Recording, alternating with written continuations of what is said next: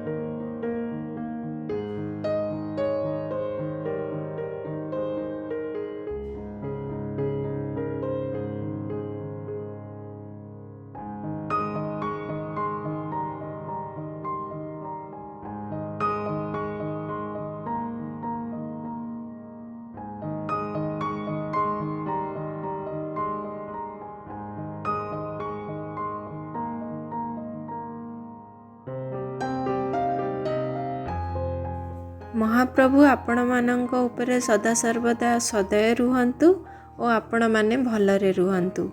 कार्तिक पूर्णिमा उपलक्षे आपणଙ୍କୁ अनेक अनेक अभिनंदन। नमस्कार।